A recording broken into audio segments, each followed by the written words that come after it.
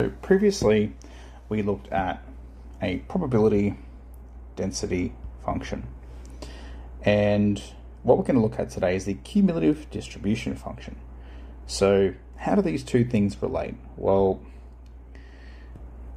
if you take a cumulative distribution function and you derive it, then what you will get is the probability density function. So obviously we know how these things work and how to go backwards. If I had the PDF and I wanted to go back to the cumulative distribution function, I would integrate it. Now, we know, again, when we integrate a PDF, but we integrate it between two bounds, we do the definite integral, then we're getting probability. If we do the indefinite integral, then we get the cumulative distribution function. So this is the indefinite integral. So that's where we actually get an equation that represents the cumulative probability, essentially. So as you can see, looking at this graph here on the left, our probability, this PDF, exists between 0 and 1. So that means cumulatively, as we progress from 0 up to 1, we eventually hit 100%, which is 1. And then once we've reached 100%, well, that's it. We can't go any lower. We can't accumulate any more probability because you've reached your maximum. Because the probability, once you get to 1, just becomes 0. It completely drops off. Now, how come this straight line, why does this straight line become a curve? What's going on there? Well, a straight line would be something like a y equals x function, and when you integrate that, then you integrate y, then what you're going to get is some sort of x squared function, right? Now, that's clearly more of a quadratic or a parabolic type shape, which is what you should expect, and it doesn't always look the exact same as what that probability density function would look like. So how do we use these? Well, let's have a look.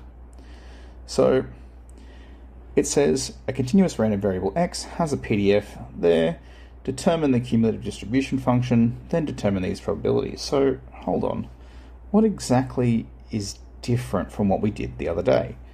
Well, part B looks pretty much the same, right? Well, what's the actual difference? Well, the difference is we're putting a name on it now. So if I want to do part B, I'm going to start with part A up here. If I want to do part B, I've got to actually work out what the integral is. So can I integrate an eighth of x minus an eighth? Yes. Okay, well, if I integrate that with respect to x, then what I'm going to get is x squared over 16 minus x over 8. Now, notice I didn't put any bounds on it. I didn't put any bounds on this. Well, that's literally the difference between Unit 3 and Unit 4, between an indefinite integral and a definite integral. So Part A wants a equation to represent the cumulative distribution function. Well, that's this. That's it there. We've done it. But now we're putting a name on it. So if I now want to do Part B, and I want to work out, well, what is that probability when x is less than 2? I literally take that cumulative distribution function that we have here, I take that CDF, and I look at my bounds. Less than 2 means my lowest bound is going to be 1, my highest bound is going to be 2.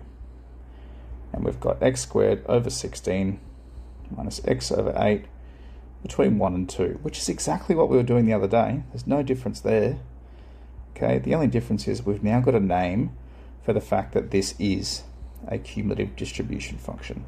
How we use them is completely the same. Okay, let's see what we can simplify down. They look like they're all going to need a common factor of 16, so I'm going to leave them in 16s. 4 sixteenths, take 4 sixteenths minus 1 16th plus 2/16. I'll just turn them all into 16ths to save a bit of time.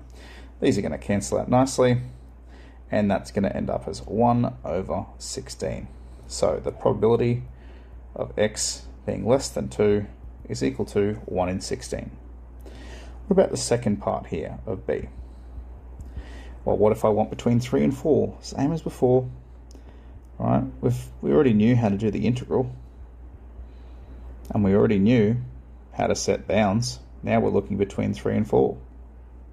So all we're going to do, 4 squared over 16, take 4 over 8, minus 3 squared over 16, take 3 over 8. Looking at these, I think again we'll leave them out of 16s. So 16 over 16, take 8 over 16, take 9 over 16, take 6 over, plus 6 over 16. So that'll be 16, take 8 is 8 over 16. 8 take 9 is negative 1 over 16, plus 5 is positive 5 over 16. So what does that mean? It means that the probability of having a number between 3 and 4 is equal to 5 out of 16. And there's not much more really to these cumulative distribution functions other than just knowing that's just the integral of a PDF. Okay, now we used the integrals of PDFs before. Okay, nothing crazy. The difference is if I give you a PDF, you have to integrate. If I don't give you a PDF, if I just give you the cumulative distribution function like we did here, you can just put that CDF straight into those square brackets. You don't have to do any integrating. So actually, working with a CDF is usually a hell of a lot easier than working with a PDF.